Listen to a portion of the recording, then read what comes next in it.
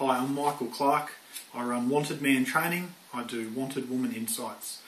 I sort of thought I'd like to put together a little video for the girls, for the ladies, that basically conveyed to them all the things that from the last 20 bloke events that I've run, the guys have been saying, I wish my wife understood this, or I wish my girlfriend understood this.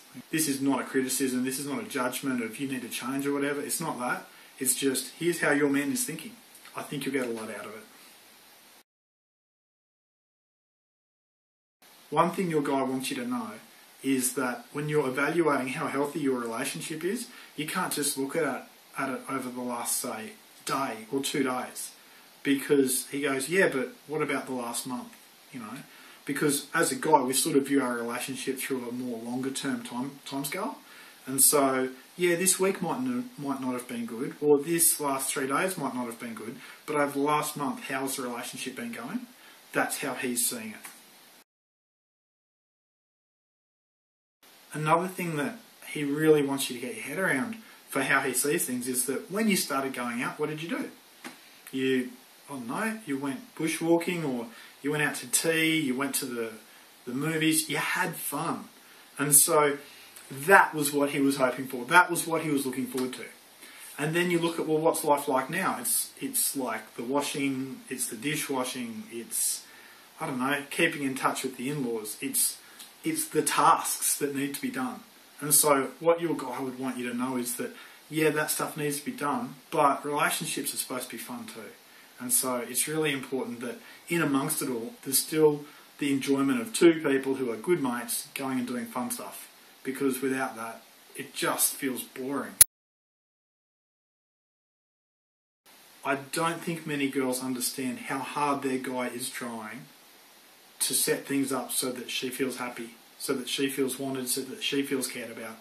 It may not always come across like that, but it's happening in the background. If he's still with you, that's what's going on in his head. And I don't think most girls understand that to the extent that it drives us. At every man event I'm at, I just hear it again and again. Basically, the guy comes home, he walks through the door, and all he wants, he would do anything for this, is just 10 to 15 minutes of downtime. 10 to 15 minutes of not having to do anything. And then after that 10 to 15 minutes, he's got the energy to interact with her.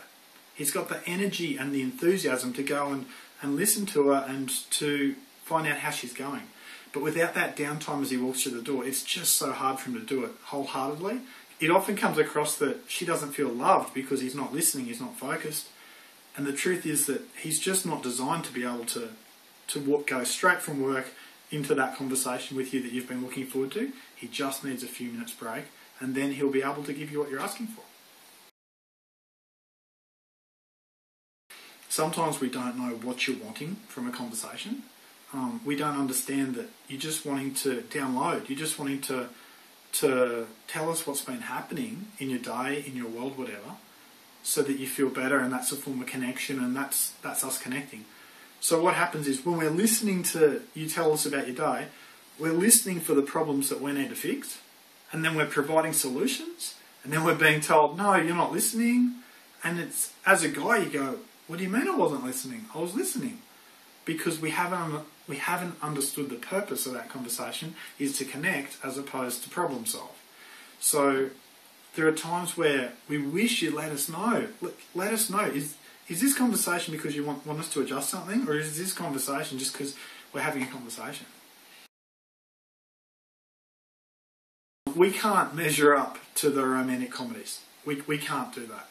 Okay, in the romantic comedy, the guy pursues the girl, he makes his whole world all about the girl, and he's got unlimited resources of time and energy and whatever to just invest in creating a wonderful relationship with her.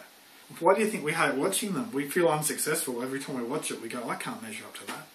But not just that, our wife or our girlfriend goes, you know, I was hoping for this from our relationship, and we just look at it like, how on earth can I deliver that? You know? Because in real life, we're exhausted, just like you're exhausted, you know. We've got a limited amount of energy in the tank, and we're spending it everywhere on the kids or, you know, the relatives or work, and then somehow we're trying to carve out enough to keep our relationship really healthy as well. It's just a different scenario to what you see on a romantic comedy. We don't even want to begin to try to compare ourselves with what we see on romantic comedies, because that would be like you comparing yourself to what you see on the front cover of a women's magazine and just going, oh, I don't measure up. Guys crave success. Everything about us is designed to want to be successful. So you see guys at work, you see a guy pouring 60 hours a week into his work when he could get away with doing 40 hours, but he chooses 60. What's going on with that? It's because he wants to be successful. All right. Well, you see the guy on the sporting field, he's so giving it everything he's got because he's all about being successful. Now, when we look at our relationship at home, he wants to feel successful in terms of he wants you to feel loved. And so he'll go out of his way to do something. It may not be what you had in mind, but he does something and it doesn't pay off. You don't feel loved by that. You just notice something else that needs fixing, or something else that needs adjusting, or some other way that he's deficient, and he just feels demoralised. And when you're holding a grudge against him for something he did yesterday or a week ago, he already can't be successful. The opportunity to be successful is taken from him. So he's going to be demotivated. He's not going to be able to give it his all because he thinks, oh, I can't win anyway. I can't be successful anyway. If you could, as girls, if you could tap into the fact that he wants to feel successful, what can I do to help him feel successful? Because when he's feeling successful, that's when you're going to get the best from him.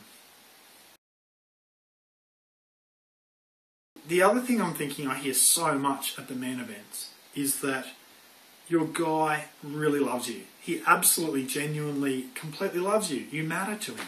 And he mightn't always show it. And he mightn't always say it. Or when he does try and show it or say it, it just comes out wrongly. Or, you know, any girl who's in a relationship that's even the average relationship, feeling a bit sort of unloved, unvalued, he didn't set out to cause you to feel that way. A lot of why you feel that way is because he doesn't know how to deliver what you're wanting from him. So in that situation, just to know in the back of your mind, yes, I don't feel loved today, or I don't feel valued today, but I am loved and I am valued. This is just a glimpse of what you sort of get out of a Wanted Woman Insights event. But it's something that I'd love you to forward on to your friends. Let them see it. Let them understand it. Ask your man, is this stuff true? You know, is this real? Or if you don't have a guy of your own at this point, ask a guy who you trust and just say, look, here's what I heard. Is this accurate? And find out for yourself. And hopefully this will be a big help to you.